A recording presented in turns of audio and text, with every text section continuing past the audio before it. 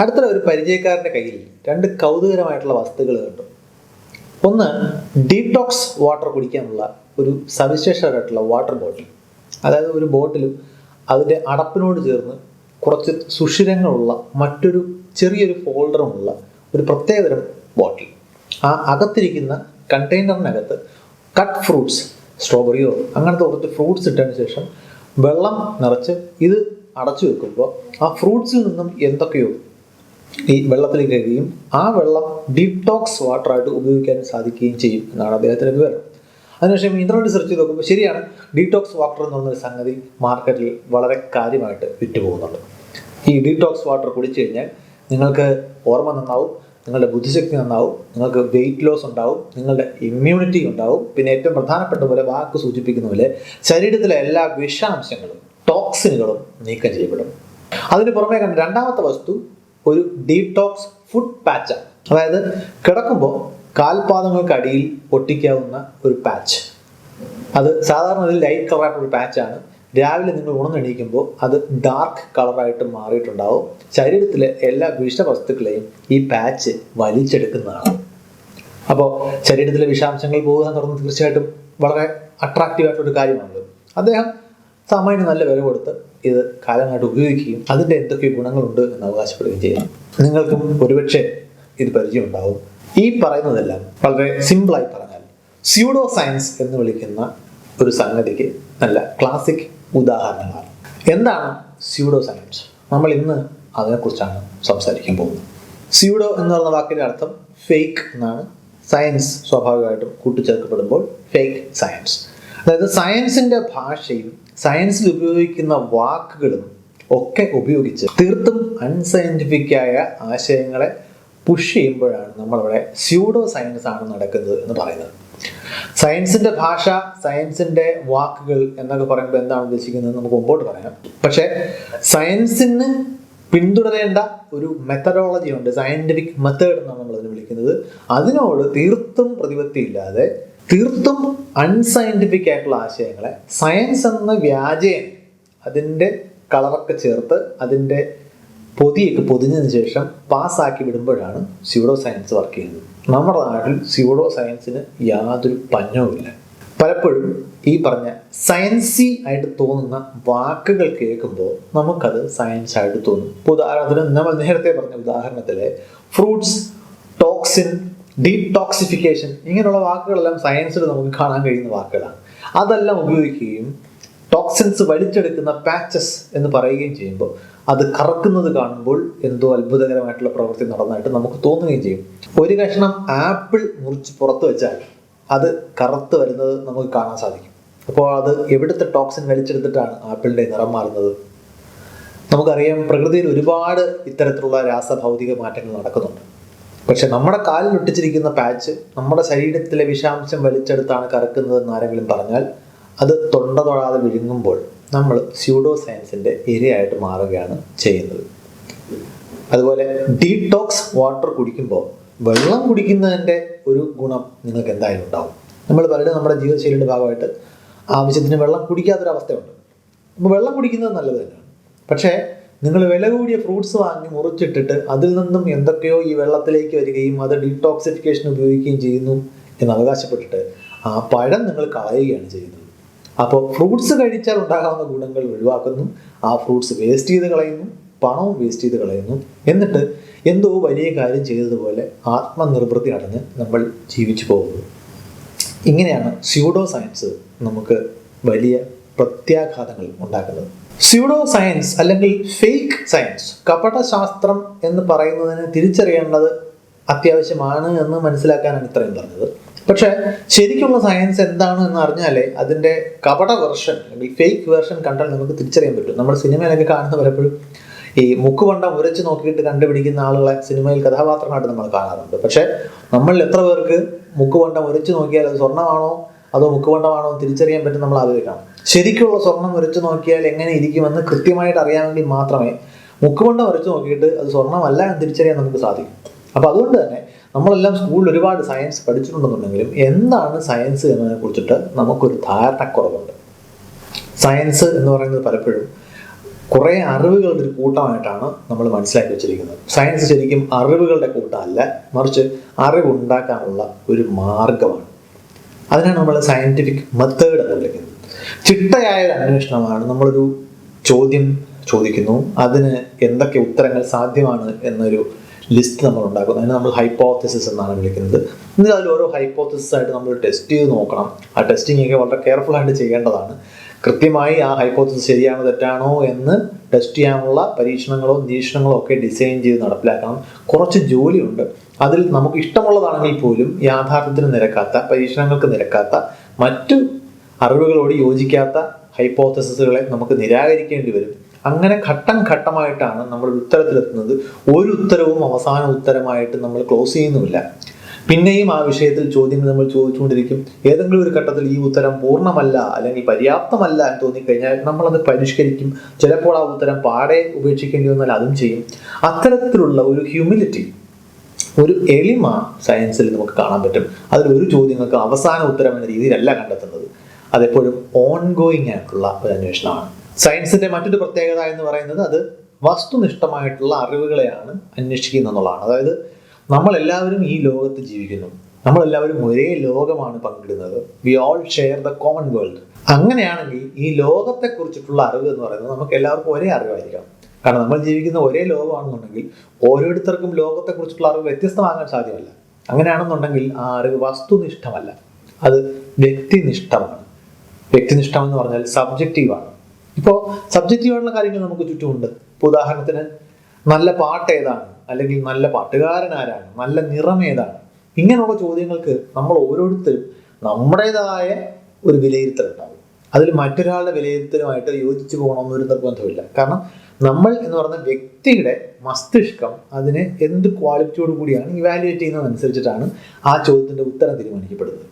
അപ്പോൾ അത് സബ്ജക്റ്റീവായിട്ടുള്ള കാര്യങ്ങളാണ്. നേരെ മറിച്ച് ഭൂമിയുടെ ഷേപ്പ് എന്താണ്, വസ്തുക്കൾ നിർമ്മിക്കപ്പെട്ടിരിക്കുന്നത്, ആറ്റങ്ങളുടെ ഘടന എങ്ങനെയാണ്, ഇങ്ങനെയുള്ള ചോദ്യങ്ങൾക്ക് ഓരോരുത്തർക്കും ഓരോ ഉത്തരങ്ങൾ സാധ്യമല്ല.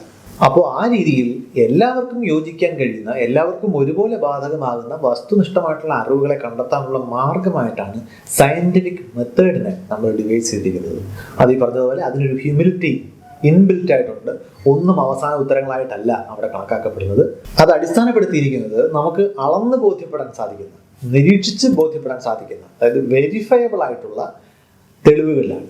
എംപിരിക്കൽ എവിഡൻസ് എന്നാണ് അവിടെ ഉപയോഗിക്കുന്ന വാക്ക്. അപ്പോൾ ഇങ്ങനെയുള്ള കുറേ കാര്യങ്ങൾ നമ്മുടെ അവിടെ ഓരോ ചോദ്യത്തിൻ്റെ ഉത്തരം തീരുമാനിക്കുന്നത് തെളിവുകളാണ്, അല്ലെങ്കിൽ ഡേറ്റയാണ്. അപ്പോൾ ഡേറ്റ എങ്ങോട്ടാണോ പോയിന്റ് ചെയ്യുന്നത് അവിടേക്കാണ് ആ അറിവുകൾ പോകുന്നത്. പക്ഷെ സ്യൂഡോ സയൻസിലേക്ക് വരുമ്പോൾ പലപ്പോഴും കൺക്ലൂഷൻ ആദ്യം ഉറപ്പിക്കും, എന്നിട്ട് അതിനാവശ്യമായിട്ടുള്ള ഡേറ്റകൾ കണ്ടുപിടിക്കുക എന്നുള്ള രീതിയാണ് അവിടെ ചെയ്യുന്നത്. അപ്പോൾ ഇവിടെ നമ്മൾ ഒരു വാക്കുകൂടി പരിചയപ്പെടാം. നമ്മൾ ഡീമാർക്കേഷൻ എന്നാണ് പൊതുവെ വിളിക്കുക. അതായത് സയൻസിനെ സയൻസ് അല്ലാത്തതിൽ നിന്നും വേർതിരിക്കുന്ന എന്താണ്, what demarcates science from non science. അതിന് കുറേ ഘടകങ്ങൾ നമുക്ക് പറയാൻ പറ്റും. അതിൽ ഒന്നാമത്തേത് അത് നമ്മൾ പൊതുവിൽ ഫാൾസിഫയബിലിറ്റി എന്നാണ് വിളിക്കുന്നത്.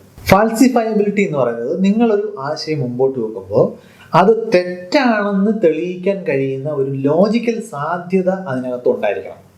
പറയാൻ എളുപ്പത്തിനൊരു ഉദാഹരണം എടുക്കാം. സ്ഥിരമായിട്ട് ഈ വിഷയം അവതരിപ്പിക്കുമ്പോൾ ഉപയോഗിക്കുന്ന ഉദാഹരണമാണ് എല്ലാ അരയന്നങ്ങളും വെളുത്തതാണ് എന്നൊരു ആശയം ഒരാൾ മുമ്പോട്ട് വെക്കുന്ന ശേഷമുള്ളൂ. ഇത് നമുക്ക് എങ്ങനെ തെറ്റാണെന്ന് തെളിയിക്കാൻ പറ്റും? ഫാൾസ് ആണെന്ന്, ഫാൾസിഫയബിൾ എന്നാണ് ഉദ്ദേശിക്കുന്നത് അത് തെറ്റാണെന്ന് തെളിയിക്കാനുള്ള ലോജിക്കലായിട്ടുള്ള സാധ്യതയാണ്. അപ്പോൾ എല്ലാ അരയന്നങ്ങളും വെളുത്തതാണ് എന്നൊരാൾ അവകാശപ്പെട്ടാൽ ഒരു കറുത്ത അരയന്നത്തെ കൊണ്ട് കാണിച്ചാൽ നിങ്ങൾക്ക് ആ ആശയം തെറ്റാണ് തെളിയിക്കാൻ പറ്റും. അതായത് 1000 വെളുത്ത അരയന്നങ്ങളെ കാണിച്ച് അത് ശരിയാണെന്ന് തെളിയിക്കുന്നതിനേക്കാൾ എളുപ്പം ഒരു കറുത്ത അരയന്നത്തെ കൊണ്ടുവന്നാൽ അപ്പം തന്നെ നിങ്ങൾക്ക് ആ ആശയം തെറ്റാണെന്ന് തെളിയിക്കാൻ പറ്റും. അവിടെയാണ് അത് ഫാൾസിഫയബിൾ ആകുന്നത്. നേരെ മറിച്ച് മറ്റൊരു അവകാശവാദം, എന്നെ എല്ലാ അപകടങ്ങളിൽ നിന്നും സംരക്ഷിക്കുന്ന ഇൻവിസിബിൾ ആയിട്ടുള്ള എപ്പോഴും എൻ്റെ കൂടെ നടക്കുന്ന ഒരു മാലാഖ, ഒരു കാവൽ മാലാഖ എന്നോടൊപ്പം ഉണ്ട് എന്നൊരാൾ അവകാശപ്പെട്ടു കഴിഞ്ഞാൽ നിങ്ങൾക്ക് ഒരു പരീക്ഷണത്തിലൂടെയോ നിരീക്ഷണത്തിലൂടെയോ ഈ കാവൽ മാലാഖയുടെ സാന്നിധ്യം തെളിയിക്കാൻ പറ്റില്ല. അപ്പോൾ ഇത് ഫാൾസിഫയബിൾ അല്ല, അല്ലെങ്കിൽ ഇങ്ങനൊരു കാവൽ മാലാഖ ഇല്ല എന്ന് തെളിയിക്കാനുള്ള ഒരു മാർഗവും അവിടെ ഇല്ല എന്നുള്ളത് കൊണ്ട് തന്നെ അത് ഫാൾസിഫയബിൾ അല്ല എന്ന് പറയാൻ പറ്റും. ഇത്തരം അവകാശവാദങ്ങൾ സയന്റിഫിക് അല്ല. സയന്റിഫിക് ആയിട്ടുള്ള ആശയങ്ങൾ ഫാൾസിഫയബിൾ ആയിരിക്കണം. മറ്റൊരു ഡിമാർക്കേഷൻ എന്ന് പറയുന്നത് ടെസ്റ്റബിലിറ്റി ആൻഡ് റീപ്രൊഡ്യൂസിബിലിറ്റി എന്ന് പറയും. അതായത് വേറൊരാൾക്ക് അത് പരീക്ഷിച്ച് ബോധ്യപ്പെടാൻ കഴിയുന്നതാകണം, അത് മറ്റൊരു സ്ഥലത്ത് ആവർത്തിക്കാൻ കഴിയുന്നതാകണം, ടെസ്റ്റബിളും ആയിരിക്കണം, റീപ്രൊഡ്യൂസിബിളും ആയിരിക്കണം. നിങ്ങളുടെ അവകാശവാദം ഇപ്പോൾ സയന്റിഫിക് ആയിട്ടുള്ള ഒരു അവകാശവാദം പരിഗണിക്കാം. ന്യൂട്ടന്റെ ഗുരുത്വാകർഷണ നിയമം. ഒരു വസ്തു താഴേക്ക് വീഴാൻ അനുവദിച്ചു കഴിഞ്ഞാൽ അത് താഴേക്ക് വീഴുമ്പോൾ അതിന്റെ വേഗം കൂടി കൂടി വരുമെന്നും അത് ഒരു സെക്കൻഡിൽ 9 മീറ്റർ/സെക്കൻഡ് വേഗത കൂടുതൽ കൈവരിക്കുമെന്നും അല്ലെങ്കിൽ അത് ആക്സലറേറ്റ് ചെയ്യുമെന്നാണ് ആ സിദ്ധാന്തം പറയുന്നത്. അത് ഏതൊരാൾക്കും എവിടെ ഇരുന്നും താഴേക്ക് വീഴുന്ന ഒരു ഒബ്ജക്റ്റിന്റെ മോഷനെ കൃത്യമായി പരിശോധനാ വിധേയമാക്കി അളന്നെടുത്ത് ബോധ്യപ്പെടാവുന്ന ഒരു കാര്യമാണ്. അത് ടെസ്റ്റബിൾ ആണ്. അത് പിന്നെയും പിന്നെയും ആവർത്തിച്ച് ചെയ്താലും അതേ ഫലം തന്നെ കിട്ടും. അതുകൊണ്ട് തന്നെ അത് റീപ്രൊഡ്യൂസിബിളുമാണ്. എന്നാൽ അതേസമയം മറ്റൊരു അവകാശവാദം നമുക്ക് എടുക്കാം. ഇതൊരു പ്രത്യേക മന്ത്രശക്തിയുള്ള മരുന്നാണ്, ഇത് കഴിച്ചാൽ പനി അപ്പം തന്നെ മാറും എന്നൊരാൾ അവകാശപ്പെടുന്നു വിചാരിച്ചോളൂ. അപ്പൊ ഈ മന്ത്രശക്തി എന്ന് പറയുന്ന സംഗതി ഏതാണ്? ഇത് നിങ്ങൾ എങ്ങനെ അളക്കും? ഇതെങ്ങനെയാണ് ഒരാൾക്ക് വരികയും വേറൊരാൾക്ക് ഇല്ലാതിരിക്കുകയും ചെയ്യുന്നത്?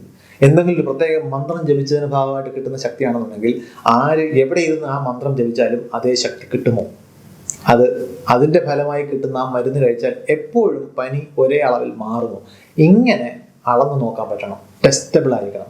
അത് ഒരു തവണ ശരിയായാൽ പോരാ, ഒരു തവണ ആ മന്ത്രശക്തിയുള്ള മരുന്ന് കഴിച്ച് പനി പോയാൽ പോരാ, അത് റീപ്രൊഡ്യൂസബിൾ ആയിരിക്കണം, പിന്നെയും പിന്നെയും ആവർത്തിക്കാൻ കഴിയുന്നതാവണം. ഇതല്ല എന്നുണ്ടെങ്കിൽ അത് ഒരു ടിപ്പിക്കൽ സ്യൂഡോ സയൻസ് എന്ന് വിശേഷിപ്പിക്കേണ്ടി വരും. മറ്റൊന്ന് വൾണറബിലിറ്റി ടു ചേഞ്ച്, മാറ്റങ്ങൾക്ക് വിധേയമാകുന്ന രീതിയിൽ അത് ഓപ്പൺ ആയിരിക്കണം. ഇപ്പോൾ നമ്മൾ നേരത്തെ പറഞ്ഞ ഐസക് ന്യൂട്ടന്റെ ഗുരുത്വാകർഷണ സിദ്ധാന്തം എടുക്കാം. അത് നൂറ്റാണ്ടുകളോളം മനുഷ്യർ ശരിയായിട്ട് പ്രയോഗിച്ച് ബോധ്യപ്പെട്ടിരുന്ന സിദ്ധാന്തമാണ്. എന്നാൽ മനുഷ്യന് പരിചയമില്ലാത്തത്ര വലിയ വേഗങ്ങളിൽ, പ്രകാശത്തിൻ്റെ അടുത്ത വേഗങ്ങളിൽ ഈ സിദ്ധാന്തം ഇങ്ങനെയല്ല പ്രവർത്തിക്കുന്നതെന്ന് ആൽബർട്ട് ഐൻസ്റ്റൈൻ നൂറ്റാണ്ടുകൾക്ക് ശേഷം തെളിയിക്കുന്നു. അപ്പോൾ ഐസക് ന്യൂട്ടൻ പറഞ്ഞത് എല്ലാ കാലത്തേക്കുമുള്ള ശിലോലിഖിതങ്ങളായിട്ട് പിടിച്ചു വെക്കാനല്ല സയൻസ് ശ്രമിച്ചത്, മറിച്ച് ഐസക് ന്യൂട്ടന് ശേഷം അതിനെ തിരുത്തിക്കൊണ്ടുവന്ന ആൽബർട്ട് ഐൻസ്റ്റൈൻ്റെ തിയറി ഓഫ് റിലേറ്റിവിറ്റി എന്ന് പറയുന്ന ആപേക്ഷികത സിദ്ധാന്തം കൂടി ചേർത്ത് ഭൗതിക ശാസ്ത്രത്തിൽ അതൊരു പുതിയ സിദ്ധാന്തമായിട്ട് മാറുകയാണ് ചെയ്തത്. ഇതാണ് വൾണറബിലിറ്റി ടു ചേഞ്ച്. അതായത് നിലവിലിരിക്കുന്നതൊക്കെ അവസാന ഉത്തരങ്ങളായിട്ട് മാറ്റി അത് അടച്ചുപൂട്ടി വെക്കുകയല്ല ചെയ്യുന്നത്. അത് പിന്നെയും പിന്നെയും അന്വേഷണങ്ങൾക്ക് ഓപ്പൺ ആയിരിക്കണം. പുതിയ മാറ്റങ്ങൾ വരുമ്പോൾ അത് അതേസമയം അംഗീകരിക്കണം. ചിലരെങ്കിലും ഇതിനെ കരുതുന്നത് സയൻസ് എന്ന് പറയുന്നത് മാറ്റി പറയുന്നതുകൊണ്ട് അതിനെ വിശ്വസിക്കാൻ കഴിയില്ല എന്നാണ്. തെറ്റാണ്. നമ്മളെല്ലാവരും വളരെ ചെറിയ പ്രായത്തിൽ ഈ ലോകത്തെക്കുറിച്ച് ഒരുപാട് ധാരണകൾ കൊണ്ടു നടന്നിരുന്നു. ഇപ്പോൾ ആഹാരം കഴിക്കുന്നതിന് വേണ്ടി കുഞ്ഞുങ്ങളെ കുമ്മാട്ടി വരുമെന്ന് പറഞ്ഞ് പേടിപ്പിക്കാറുണ്ട്. കുമ്മാട്ടി ഒരിക്കലും വന്നിട്ടില്ല. നമ്മൾ ഇപ്പോഴും ആഹാരം കഴിക്കാൻ വേണ്ടി കുമ്മാട്ടിയെ പേടിച്ചാണോ കഴിക്കുന്നതെന്ന് ആലോചിച്ചാൽ മതി. അപ്പൊ നമ്മുടെ ധാരണകൾ മാറിയിട്ടുണ്ട്. അത് വളർച്ചയുടെയും പുരോഗതിയുടെയും ലക്ഷണമാണ്. അല്ലാതെ അഭിപ്രായത്തിന് സ്ഥിരതയില്ലാത്തതിന്റെ ലക്ഷണം ആയിക്കൊള്ളണമെന്നില്ല. സയൻസ് ചുമ്മാ വായി തോന്നുന്ന പോലെ മാറുകയല്ല ചെയ്യുന്നത്. പുതിയ തെളിവുകൾ വരുമ്പോൾ അതിനനുസരിച്ചിട്ട് പഴയ സിദ്ധാന്തങ്ങൾ പരിഷ്കരിക്കേണ്ടി വന്നാൽ പരിഷ്കരിക്കുക എന്ന് പറയുന്നത് മെച്യൂരിറ്റിയുടെയും പുരോഗതിയുടെയും ലക്ഷണമായിട്ട് വേണം മനസ്സിലാക്കാൻ. അപ്പോൾ നമ്മുടെ ഈ ലോകത്തെക്കുറിച്ചിട്ടുള്ള ധാരണ ഇന്ന് കാണുന്ന അത്രയും വിപുലമായിട്ട് മാറിയത് ഇങ്ങനെ പരിഷ്കരിച്ച് പഴയതിന് മുകളിലേക്ക് പുതിയ അറിവുകൾ ചേർത്ത് വെച്ച് വന്നതുകൊണ്ട് മാത്രമാണ്. പക്ഷേ ആയിരക്കണക്കിന് വർഷമായിട്ട് നിങ്ങളൊരു ഐഡിയ മാറാതെ നിൽക്കുന്നു. ലോകത്തെക്കുറിച്ചിട്ടുള്ള ധാരണകൾ ഇത്രയൊക്കെ മാറിയതിനു ശേഷവും നിങ്ങളുടെ ഒരു ഐഡിയ ആയിരക്കണക്കിന് വർഷമായിട്ട് മാറാതെ നിൽക്കുന്നുണ്ടെങ്കിൽ അതൊരു വിശ്വാസ പ്രമാണം മാത്രമായിട്ട് പരിണമിച്ചു എന്നാണ് നിങ്ങൾ മനസ്സിലാക്കേണ്ടത്. അത് സയൻറ്റിഫിക് അല്ല. ഇനി മറ്റൊരു പ്രത്യേകതയുള്ളത് അതിൻ്റെ മെത്തഡോളജിക്കൽ നാച്ചുറലിസമാണ്. അതായത് പ്രകൃതിയിൽ നടക്കുന്ന കാര്യങ്ങളുടെ കാരണം പ്രകൃതിയിൽ നിന്ന് തന്നെ കണ്ടെത്തുക എന്ന് പറയുന്നതാണ് പൊതുവിൽ സയൻസ് ചെയ്യുന്ന രീതി. പ്രകൃതിക്ക് വെളിയിൽ നിന്നും കാരണങ്ങളെ കണ്ടുപിടിച്ചുകൊണ്ട് വരിക എന്ന് പറയുന്നത് സയൻറ്റിഫിക് അല്ല. ഇപ്പോൾ ഉദാഹരണത്തിന് ഒരു ഭൂമി ഉൽക്കം എങ്ങനെ ഉണ്ടാകുന്നു, എർത്ത്ക്വേക്ക് എങ്ങനെ ഉണ്ടാകുന്നു എന്ന ചോദ്യത്തിൻ്റെ ഉത്തരം നമ്മൾ മോഡേൺ സയൻസിൽ കണ്ടെത്തുന്നത് ഭൂമിയിലെ തന്നെ പ്രതിഭാസങ്ങൾ. ഇപ്പോൾ നമ്മൾ സീസ്മോളജിയുടെയൊക്കെ അടിസ്ഥാനത്തിൽ ഭൂമിയിലെ പ്രത്യേക സ്ട്രക്ചറുകൾ എങ്ങനെ പ്രവർത്തിക്കുന്നു, അവയിൽ എങ്ങനെയാണ് ഊർജ്ജം സംഭരിക്കപ്പെടുന്നത്, അതെങ്ങനെയാണ് അങ്ങോട്ടും ഇങ്ങോട്ടും ട്രാൻസ്ഫർ ചെയ്യപ്പെടുന്നത്, ഇതിൻ്റെ അടിസ്ഥാനത്തിൽ ആണ് നമ്മൾ ഭൂമി കുലുക്കത്തെ നാച്ചുറലായിട്ട് എക്സ്പ്ലെയിൻ ചെയ്യുന്നത്. നേരെ മറിച്ച് ഏതെങ്കിലും ഒരു പ്രത്യേക സ്ഥലത്ത് ഭൂമി കുലുക്കം ഉണ്ടായതിൻ്റെ കാരണം ഒരു ദേവതയുടെ കോപമാണ് എന്ന് നിങ്ങൾ ആർഗ്യൂ ചെയ്താൽ ആ ദേവതയെയോ ദേവതയുടെ കോപത്തെയോ എന്തെങ്കിലും രീതിയിൽ വെരിഫൈ ചെയ്യാനോ മെഷർ ചെയ്യാനോ ഒന്നുമുള്ള ഒരു സാധ്യതയും നമ്മുടെ മുമ്പിലില്ല. അതുകൊണ്ട് തന്നെ സയൻസ് എപ്പോഴും നാച്ചുറലായിട്ടുള്ള വിശദീകരണങ്ങൾ, പ്രകൃതിയിൽ നിന്ന് തന്നെയുള്ള വിശദീകരണങ്ങൾക്കാണ് പ്രാധാന്യം കൊടുക്കുന്നത്. പ്രകൃതിക്ക് വെളിയിൽ നിന്നുള്ള ഒന്നിനെയും നമ്മൾ സയൻസിൽ അക്കോമഡേറ്റ് ചെയ്യുന്നില്ല. അപ്പോൾ സയൻസിനെ നോൺ സയൻസിൽ നിന്നും വേർതിരിക്കുന്ന ചില ഗുണങ്ങളാണ് നമ്മളിവിടെ പറഞ്ഞത്. ഇതിൻ്റെ അർത്ഥം നോൺ സയൻസ് എല്ലാം സ്യൂഡോ സയൻസ് ആണ് എന്നല്ല. ഇപ്പോൾ ഉദാഹരണത്തിന് ഈ പറഞ്ഞതുപോലെ ഒബ്ജക്റ്റീവ് എന്നൊന്നും വിളിക്കാൻ കഴിയാത്ത ഒരുപാട് കാര്യങ്ങളുണ്ട്. നേരത്തെ പറഞ്ഞതുപോലെ കല, സാഹിത്യം, ഇങ്ങനെയുള്ള കാര്യങ്ങളെല്ലാം സബ്ജക്റ്റീവായിട്ടുള്ള അനുഭവങ്ങളാണ് നമുക്കുണ്ടാക്കുന്നത്. നല്ല പാട്ടെന്നോ നല്ല ചിത്രമെന്നോ ഉള്ള വിലയിരുത്തലുകൾ നമ്മൾ നടത്തുമ്പോൾ അതിനകത്ത് സയൻറ്റിഫിക് ആയിട്ടുള്ള അളവുകോലുകൾ ഉണ്ടാകണം എന്നൊന്നുമില്ല. അത് ഓരോരുത്തർക്കും ഓരോ രീതിയിൽ നല്ലതെന്ന് തോന്നുന്ന അനുഭവങ്ങളാണ്. അതെല്ലാം സബ്ജക്റ്റീവാണ്. അപ്പോൾ സബ്ജക്റ്റീവ് ആണെന്നുള്ളതിൻ്റെ അർത്ഥം അത് സ്യൂഡോ സയൻസ് ആണെന്നുള്ളതല്ല.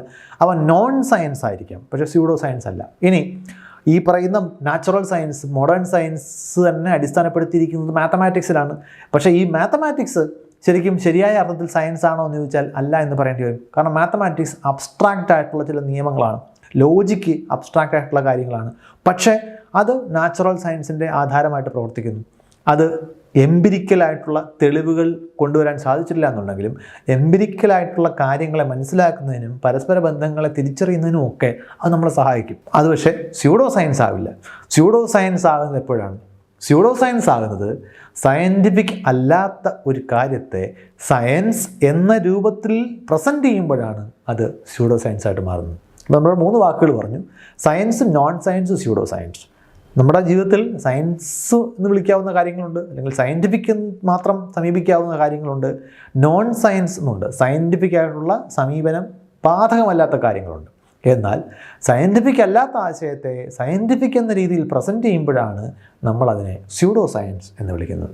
അപ്പോൾ ഈ സ്യൂഡോ സയൻസിനെ എങ്ങനെയാണ് തിരിച്ചറിയുക? അപ്പോൾ നമ്മൾ എല്ലാ വിഷയത്തിലും സയൻസിന് ഒരുപാട് വിശാലമായ ഒരുപാട് മേഖലകളുണ്ട്, ഒരുപാട് ബ്രാഞ്ചസ് ഉണ്ട് സയൻസിന്.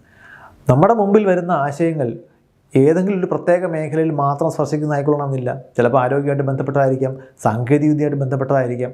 നമ്മൾ അങ്ങനെ ഒരു അവകാശവാദം കേൾക്കുമ്പോൾ അത് സയൻറ്റിഫിക് ആണോ അല്ലയോ എന്ന് വേർതിരിച്ചറിയാൻ ആ വിഷയം ആഴത്തിൽ പഠിക്കേണ്ട ആവശ്യമുണ്ട്. ഒരു മനുഷ്യന് സ്വാഭാവികമായിട്ടും പരിമിതികളുണ്ട്. എല്ലാ വിഷയത്തിലും ആഴത്തിലുള്ള അറിവ് നേടിയിട്ട് സയൻസിനെയും സ്യൂഡോ സയൻസിനെയും തമ്മിൽ വേർതിരിച്ചറിയുക എന്ന് പറയുന്നത് പ്രായോഗികമായിട്ടുള്ള കാര്യമല്ലല്ലോ. അപ്പം അതുകൊണ്ട് ഈ വീഡിയോയുടെ സൗകര്യത്തിന് വേണ്ടിയിട്ട് എല്ലാ വിഷയവും പഠിച്ചിട്ട് മാത്രം വിലയിരുത്തുക എന്ന് പറയുന്ന കാര്യത്തിലെ അപ്രായോഗികത, പ്രാക്ടിക്കൽ അല്ലാത്തതുകൊണ്ട് ചില സിംറ്റംസ് ഒന്ന് പരിചയപ്പെടുത്തുക. അതായത് പൊതുവിൽ സ്യൂഡോ സയൻസിൽ കാണാൻ കഴിയുന്ന ചില ലക്ഷണങ്ങൾ നമുക്കൊന്ന് പരിചയപ്പെടാം. സ്യൂഡോ സയൻസിൻ്റെ പ്രത്യേകത, അതിന് പിയർ റിവ്യൂ എന്ന് പറഞ്ഞൊരു പ്രക്രിയയില്ല. നമ്മൾ എങ്ങനെയാണ് സയൻസ് പ്രവർത്തിക്കുന്നത് എന്നതിനെ കുറിച്ചിട്ട് മുൻപ് ഇതേ ചാനൽ ഒരു വീഡിയോയിൽ സംസാരിച്ചിട്ടുണ്ട്. അപ്പോൾ ഈ വിഷയത്തിൻ്റെ ക്ലാരിറ്റിക്ക് വേണ്ടി അതുകൂടി ഒന്ന് കണ്ടിരിക്കുന്നത് നന്നായിരിക്കും. അവിടെ പിയർ റിവ്യൂ എന്ന് പറയുന്നൊരു ഘട്ടമുണ്ട്. ഞാനൊരു കാര്യം കണ്ടെത്തിയാൽ, ഞാനൊരു ചോദ്യത്തിൻ്റെ ഉത്തരം സയൻറ്റിഫിക്കായിട്ട് കണ്ടെത്തി കഴിഞ്ഞാൽ ഞാൻ ആദ്യം ചെയ്യുന്നത് അത് ഈ വിഷയത്തിൽ അറിവുള്ള മറ്റ് ആളുകളുമായിട്ട് കമ്മ്യൂണിക്കേറ്റ് ചെയ്യുകയും അവരുടെ റിവ്യൂവിന്, അവരുടെ വിലയിരുത്തലിന് അതിനെ വിട്ടുകൊടുക്കുകയുമാണ് ചെയ്യുന്നത്. അതിനാണ് പിയർ റിവ്യൂ എന്ന് വിളിക്കുന്നത്. ഞാൻ ഉപയോഗിച്ചിരിക്കുന്ന മാർഗ്ഗങ്ങളിൽ, ഞാൻ ചെയ്തിരിക്കുന്ന എക്സ്പെരിമെൻറ്റിൽ, ഞാൻ കണ്ട ഫലങ്ങളിൽ നിന്നും ഞാൻ എത്തിയ നിഗമനങ്ങളിലേക്ക് എത്തുന്നതിന് ഉപയോഗിച്ചിട്ടുള്ള മാർഗം, ഇതിലൊക്കെ എന്തെങ്കിലും പോരായ്മകളുണ്ടോ അല്ലെങ്കിൽ എന്തെങ്കിലും അപൂർണതകളുണ്ടോ, ഇങ്ങനെയുള്ള വിലയിരുത്തലുകൾ ഈ വിഷയത്തിൽ അറിവുള്ള മറ്റു ആൾക്കാരെ കൊണ്ട് ചെയ്യിക്കണം. അതിനെയാണ് പിയർ റിവ്യൂ എന്ന് വിളിക്കുന്നത്. പക്ഷേ സ്യൂഡോ സയൻസിൽ ഇങ്ങനെയൊന്നും ഉണ്ടാവില്ല. സ്യൂഡോ സയൻസിൻ്റെ പ്രത്യേകത, അത് നേരിട്ട് പത്രത്തിലേക്കായിരിക്കും പോകുന്നത്. അല്ലെങ്കിൽ ഇന്നത്തെ കാലത്തേക്ക് വന്നു കഴിഞ്ഞാൽ അത് നേരെ സോഷ്യൽ മീഡിയയിലേക്ക് വരും. നിങ്ങളൊരു 30 വയസ്സിന് മുകളിൽ പ്രായമുള്ള ഒരാളാണെന്നുണ്ടെങ്കിൽ ഒരുപക്ഷെ പണ്ട് രാമർ പെട്രോൾ എന്ന് പറഞ്ഞൊരു വാക്ക് പത്രങ്ങളിൽ നിറഞ്ഞു നിന്നിരുന്നത് നിങ്ങൾക്ക് ഓർമ്മയുണ്ടാവും. ഒരാൾ പച്ചിലയിൽ നിന്നും പെട്രോൾ ഉണ്ടാക്കാനുള്ള സാങ്കേതിക വിദ്യ കണ്ടെത്തി അത് നേരെ പത്രത്തിലേക്ക് വന്നു. അധികം താമസിയാതെ തന്നെ അത് തട്ടിപ്പായിരുന്നു എന്ന കാര്യം വെളിപ്പെട്ട് കിട്ടി. പക്ഷേ പത്രങ്ങൾ അത് കുറേ കാലം ആഘോഷിച്ചു. ഇതാണ് സ്യൂഡോ സയൻസിൻ്റെ പ്രത്യേകത. ഇതിന് പിയർ റിവ്യൂ ഇല്ല. അതായിട്ട് പെട്രോളുമായിട്ടോ അതുമായിട്ട് ബന്ധപ്പെട്ട രാസപ്രവർത്തനങ്ങളുമായിട്ടോ എന്തെങ്കിലും പരിചയമോ എക്സ്പെർട്ടീസോ ഉള്ള ശാസ്ത്രജ്ഞരുടെ അഭിപ്രായം തേടിയിട്ടല്ല അത് പത്രത്തിലേക്ക് വരുന്നത്.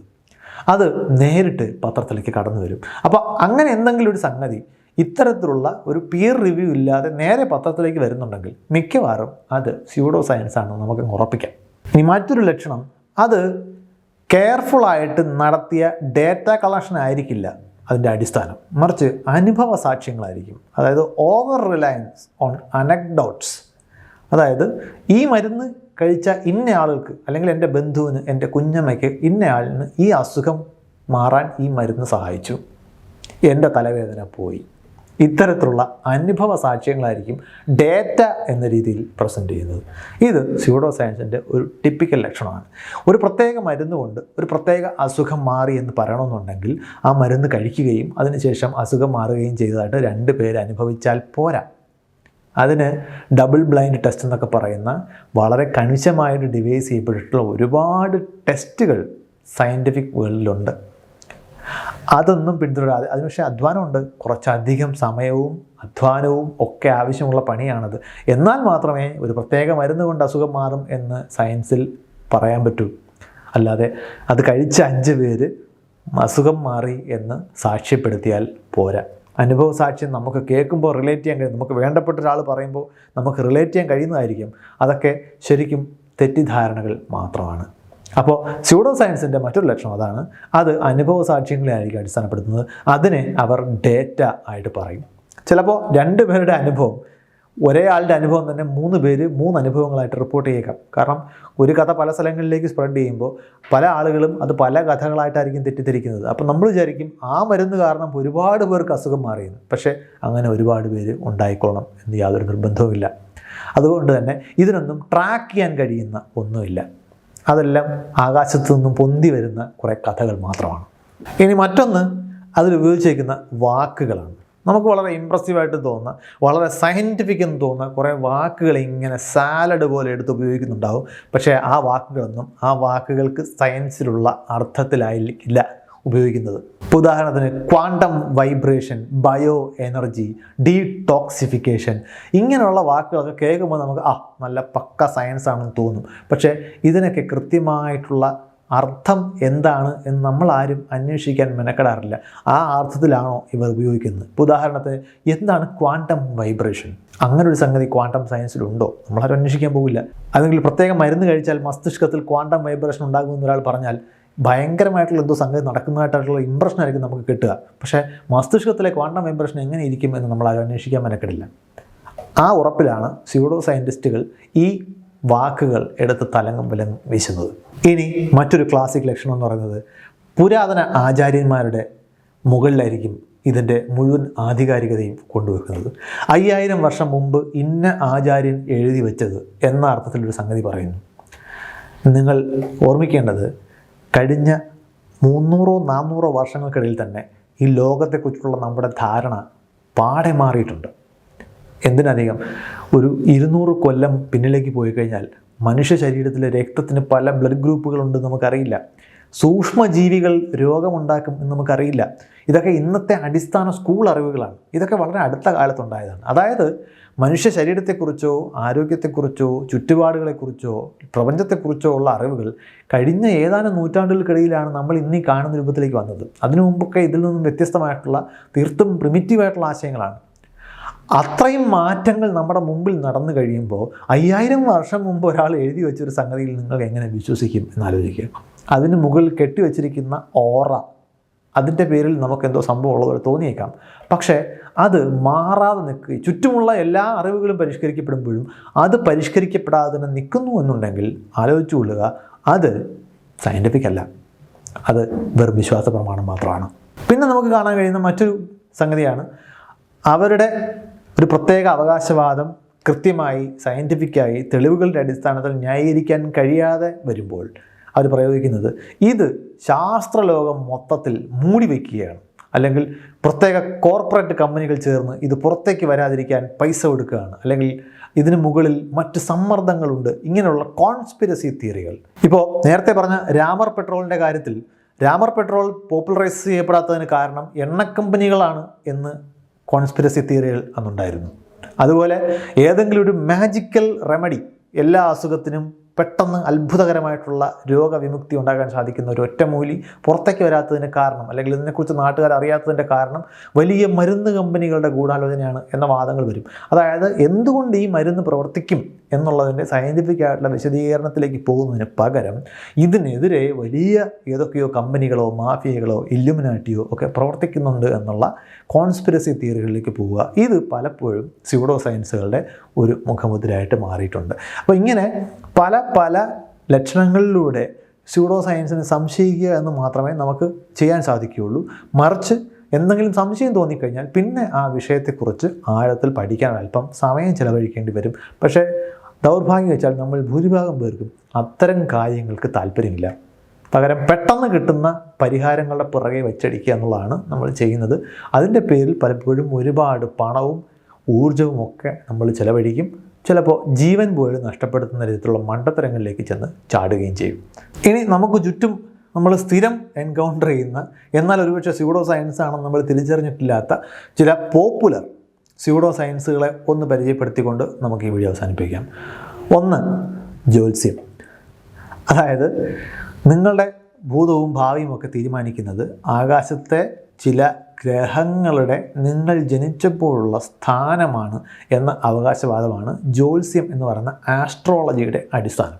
നമ്മൾ നോക്കുമ്പോൾ അതിൽ പറയുന്ന ഗ്രഹങ്ങളെല്ലാം ആസ്ട്രോണമിയിലെ ഗ്രഹങ്ങൾ തന്നെയാണ്. അതിനെക്കുറിച്ചെല്ലാം നാസയിലും അതുപോലുള്ള സയൻറ്റിഫിക് സ്ഥാപനങ്ങളിലും നിങ്ങൾ കേൾക്കാം. ഉദാഹരണത്തിന് ബുധൻ, ശുക്രൻ, ഇങ്ങനെയുള്ള ഗ്രഹങ്ങളെക്കുറിച്ചൊക്കെ നമ്മൾ നോക്കുമ്പോൾ നമ്മൾ സയൻസ് പുസ്തകങ്ങളിലും കാണുന്നുണ്ട്. അപ്പോൾ സ്വാഭാവികമായിട്ടും ഈ ഗ്രഹങ്ങളുടെ സ്ഥാനത്തിൻ്റെ അടിസ്ഥാനത്തിൽ നിങ്ങളുടെ ഭൂതവും ഭാവിയും ഒക്കെ പറയുമ്പോൾ അതും സയൻറ്റിഫിക് ആണ് എന്ന തെറ്റിദ്ധാരണ നമുക്കുണ്ടായേക്കാം.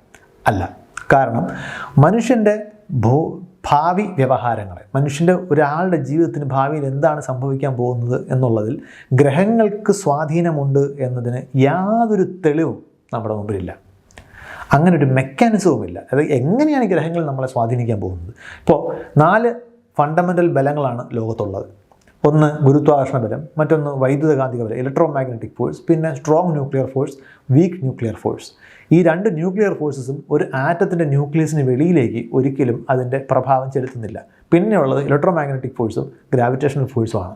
അപ്പോൾ ഉദാഹരണത്തിന് ചൊവ്വാദോഷം എന്ന് പറയുന്ന പേരിൽ ചൊവ്വ ഒരാളുടെ ഭാവിയെ സ്വാധീനിക്കുന്നുണ്ട് എന്ന് അവകാശപ്പെടുമ്പോൾ ആ കുഞ്ഞ് ജനിക്കുമ്പോൾ ചൊവ്വ എന്ന് പറയുന്ന കോടിക്കണക്കിന് കിലോമീറ്റർ ദൂരെയുള്ള ഗ്രഹം ആ കുഞ്ഞിൽ ചെലുത്തുന്നതിനേക്കാൾ ശക്തിയായിട്ടുള്ള ഗുരുത്വാകർഷണ ബലം അതിൻ്റെ തൊട്ടടുത്ത് നിൽക്കുന്ന ഡോക്ടറോ നഴ്സോ ചെലുത്തുന്നുണ്ട്. അപ്പോൾ അങ്ങനെയാണെന്നുണ്ടെങ്കിൽ ഡോക്ടറുടെയും നഴ്സിൻ്റെയും കൂടെ സ്ഥാനം നോക്കിയിട്ട് വേണം കുട്ടിയുടെ ഭാവി പറയാൻ എന്ന് നമ്മളുടെ നിഗമനത്തിലേക്ക് എത്തേണ്ടി വരും.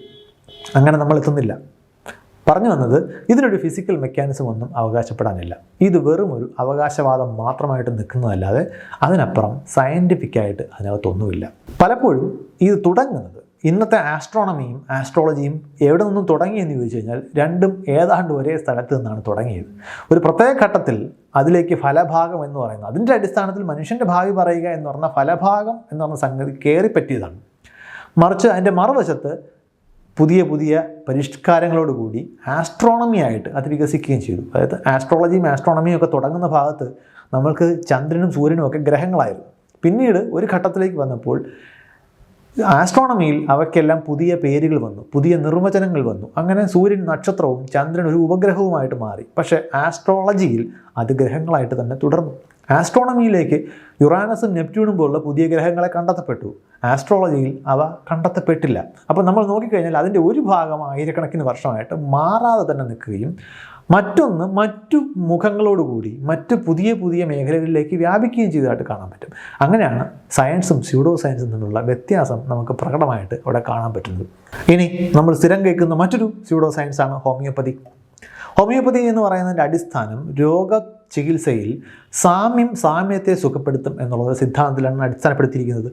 സാമുവൽ ഹാനിമാൻ എന്ന് പറയുന്ന ഒരു ഫിസിഷ്യൻ നൂറ്റാണ്ടുകൾ മുമ്പ് ചെന്നെത്തിയ ഒരു നിഗമനമാണ് ഇത്.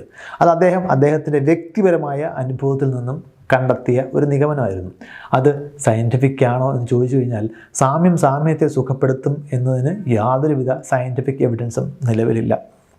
മറ്റൊന്ന്, അവിടെ മരുന്നിനെ നേർപ്പിച്ചുകൊണ്ട് വീര്യം കൂട്ടാം എന്ന് അവകാശപ്പെടുന്നു. പൊട്ടൻറ്റൈസേഷൻ എന്നാണ് ആ പ്രക്രിയയെ വിളിക്കുന്നത്. അതിന് കൂടുതൽ മരുന്നിനെ നേർപ്പിക്കുകയാണ് ചെയ്യുന്നത്. ആധുനിക ശാസ്ത്രത്തിലെ ബേസിക് കെമിസ്ട്രിയിലെ പാഠവുമായിട്ട് തീർത്തും ഘടകവിരുദ്ധമായിട്ടുള്ളൊരു കാര്യമാണത്. നിങ്ങളൊരു വസ്തുവിനെ ലയിപ്പിച്ചിട്ട് കൂടുതൽ വെള്ളം ചേർത്ത് അതിനെ ലയിപ്പിച്ചുകൊണ്ടിരുന്നാൽ അതിൻ്റെ പ്രഭാവം കുറഞ്ഞു വരികയാണ് ചെയ്യുക. പ്രത്യേകിച്ച് ഹോമിയോപ്പതിയിൽ ഉപയോഗിക്കുന്ന ഡൈല്യൂഷൻ്റെ കണക്ക് വെച്ച് കഴിഞ്ഞാൽ അതിനകത്ത് ആ മാതൃതന്മാത്രയുടെ ഒരു അംശം പോലും ഉണ്ടാവാൻ സാധ്യതയില്ലാത്ത വിധമാണ് ഡൈല്യൂട്ട് ചെയ്യപ്പെടുന്നത്. പക്ഷേ അതിലൂടെ വീര്യം കൂട്ടും എന്നാണ് അവർ അവകാശപ്പെടുന്നത്. അതായത് മദ്യപിക്കുന്ന ഒരാൾ ഒരു ചെറിയ അളവ് മദ്യത്തിലേക്ക് കൂടുതൽ വെള്ളം ഒഴിക്കുന്തോറും അതിൻ്റെ കിക്ക് കൂടും ആണ് ഹോമിയോപ്പതിയുടെ തത്വശാസ്ത്രം അവകാശപ്പെടുന്നത്. അത് സയൻറ്റിഫിക് ആയിട്ടുള്ള ഒരു ആശയമല്ല.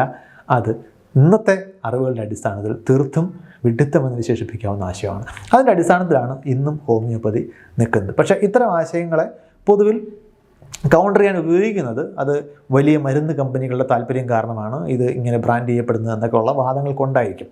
അതാണ് നമ്മൾ നേരത്തെ പറഞ്ഞ typical symptom of pseudo science. നേർപ്പിക്കും തോറും മരുന്നിൻ്റെ വീര്യം കൂടും എന്ന് പറയുന്ന ആശയത്തെ സയൻസിലൂടെ ഖണ്ഡിക്കാൻ ശ്രമിക്കുമ്പോൾ വാട്ടർ മെമ്മറി എന്ന് പറയുന്ന കൂടുതൽ സ്യൂഡോ സയൻറ്റിഫിക് ആയിട്ടുള്ള ആശയങ്ങൾ വെച്ച് പലപ്പോഴും അതിനെ കൗണ്ടർ ചെയ്യാനാണ് ഹോമിയോപ്പതിയിൽ നിന്നും ശ്രമങ്ങളുണ്ടാകുന്നത്.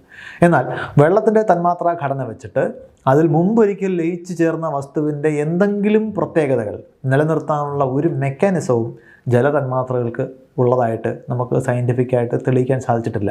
അങ്ങനെയുള്ള സാധ്യതകളും നമ്മുടെ നിലവിലെ അറിവ് വെച്ച് വിരളമാണ്. പക്ഷേ അപ്പോഴും ഇത് ഒരു സ്യൂഡോ സയൻറ്റിഫിക് ഐഡിയ വെച്ച് അടുത്ത ഘട്ടത്തിലേക്ക് കൂടി ആ ന്യായീകരണം കൊണ്ടുപോകാനാണ് ഹോമിയോപ്പതി ശ്രമിക്കുന്നത് എന്നേ ഉള്ളൂ. എന്നാൽ ഹോമിയോപ്പതി ഉൾപ്പെടെയുള്ള സ്യൂഡോ സയൻറ്റിഫിക് ആയിട്ടുള്ള പല ചികിത്സാ മാർഗങ്ങളിലും ചെന്ന ശേഷം അതിൽ നിന്നും രോഗമുക്തി ഉണ്ടായ ആളുകളെ നമുക്ക് കാണാൻ പറ്റും. പക്ഷേ പ്രശ്നം അവിടെ ഉപയോഗിച്ച ചികിത്സയുടെ ഫലം കൊണ്ടാണോ ആ രോഗമുക്തി ഉണ്ടായത് എന്ന ചോദ്യത്തിന് കൃത്യമായ ഉത്തരം അവർക്ക് നൽകാൻ കഴിയില്ല. പലപ്പോഴും പ്ലാസിബോ ഇഫക്റ്റ് എന്നൊക്കെ പറയുന്ന പല കാരണങ്ങൾ കൊണ്ടും നിങ്ങൾക്ക് തീർത്തും ഫലരഹിതമായിട്ടുള്ള ഒരു മരുന്ന് ഉപയോഗിച്ചുകൊണ്ടും രോഗവിമുക്തി ഉണ്ടായേക്കാം. നേരത്തെ പറഞ്ഞതുപോലെ ഒരു മരുന്ന് ഒരു പ്രത്യേക രോഗത്തിന് ഫലപ്രദമായി ഉപയോഗിക്കാൻ കഴിയുമോ ഇല്ലയോ എന്നുള്ളത് വളരെ ശ്രമകരമായി മാത്രം തെളിയിക്കാൻ കഴിയുന്ന ഒന്നാണ്. അത് 1, 2, 3, 4, 100 പേരുടെ അനുഭവങ്ങൾ കൊണ്ട് മാത്രം സാധിക്കാവുന്ന ഒന്നല്ല. അങ്ങനെ അല്ല അത് എസ്റ്റാബ്ലിഷ് ചെയ്യേണ്ടത്. നമ്മൾ സ്ഥലം മുഴുവൻ കുഴിച്ചു നോക്കുന്നില്ലല്ലോ വെള്ളമുണ്ടോ ഇല്ലയോ എന്നുള്ളത്. ഈ ഡൗസർ ചൂണ്ടിക്കാണിച്ച സ്ഥലം അല്ലാതെ വേറൊരു സ്ഥലത്ത് വെള്ളമുണ്ടോ എന്ന് അറിയണമെന്നുണ്ടെങ്കിൽ നമ്മൾ വേറെയും സ്ഥലങ്ങൾ കുഴിച്ചു നോക്കണം. നമ്മളിൽ ആരാണ് അങ്ങനെ നാട് മുഴുവൻ കുഴിച്ചു നോക്കിയിട്ട് വെള്ളമുണ്ടോ ഇല്ലയോ എന്ന് അന്വേഷിക്കുന്നത്? നമ്മളെപ്പോഴും ചൂണ്ടിക്കാണിക്കുന്ന സ്ഥലത്തേക്ക് കുഴിക്കുന്നു.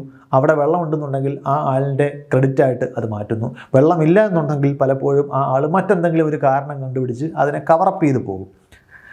എപ്പോഴും അവരുടെ ഫേവറിലായിരിക്കും കഥകൾ ഉണ്ടാകുന്നുള്ളത് എന്നുള്ളതാണ് ഇവിടുത്തെ പ്രശ്നം. അപ്പോൾ സ്യൂഡോ സയൻസുകളുടെ പ്രത്യേകത ഇതാണ്. അത് ഒരു കാലത്ത് ജെന്യുവിനായിട്ടുള്ള ഒരു ചോദ്യത്തിൻ്റെ ഉത്തരമായിട്ടാണ് തുടങ്ങിയത് നമുക്ക് കാണാൻ പറ്റും. അതായത് ഇന്നത്തെ ലോകത്തെക്കുറിച്ചിട്ടുള്ള അറിവുകളൊന്നും ഇല്ലാത്തൊരു കാലഘട്ടത്തിൽ മനുഷ്യൻ മറ്റു പല പ്രശ്നങ്ങളുടെയും പരിഹാരമായിട്ട് കൊണ്ടുവന്ന ആശയങ്ങളാണ് ഇന്ന് പലപ്പോഴും സ്യൂഡോ സയൻസുകളായിട്ട് നിൽക്കുന്നത്. അവ കാലത്തിനൊപ്പിച്ചും ആ കാലത്തിൽ വന്ന പുതിയ അറിവുകൾക്കൊപ്പിച്ചും മാറുന്നതിൽ പരാജയപ്പെടുകയും അത് അടിയുറച്ച വിശ്വാസ പ്രമാണങ്ങളായിട്ട് നിന്നു പോവുകയും ചെയ്തു. അതിന് ഫോളോവേഴ്സ് ഉണ്ടാകുന്നു, അതിനെ അന്ധമായിട്ട് വിശ്വസിക്കാൻ ആളുകളുണ്ടാകുന്നു, അതുകൊണ്ട് ജീവിക്കുന്നവരുണ്ടാകുന്നു, അതുകൊണ്ട് അത് നിന്നു പോകുന്നു. സയൻസിനെ സ്യൂഡോ സയൻസിൽ നിന്നും മാറ്റിയ സംഗതി എന്താണോ അതാണ് ലോകത്തെയും മാറ്റിയത് എന്ന് നമ്മൾ ഓർക്കേണ്ടതുണ്ട്. നമുക്ക് ഓരോരുത്തർക്കും നമ്മുടെ ജീവിതത്തിൽ എന്ത് തരം തീരുമാനങ്ങളാണ് എടുക്കേണ്ടത് എന്നതിനുള്ള പൂർണ്ണ സ്വാതന്ത്ര്യമുണ്ട്. അപ്പോഴും സ്യൂഡോ സയൻസുകൾ ഉണ്ടാക്കുന്ന പ്രശ്നങ്ങൾ വീണുപോകാതിരിക്കാൻ സയൻസിനെയും സ്യൂഡോ സയൻസിനെയും വേർതിരിച്ച് മനസ്സിലാക്കാൻ ഒരു ശ്രമം മാത്രമാണ് ഇവിടെ നടത്തിയത്. മറ്റൊരു വിഷയത്തോടെ നമുക്ക് പിന്നെയും കാണാം. ബൈ.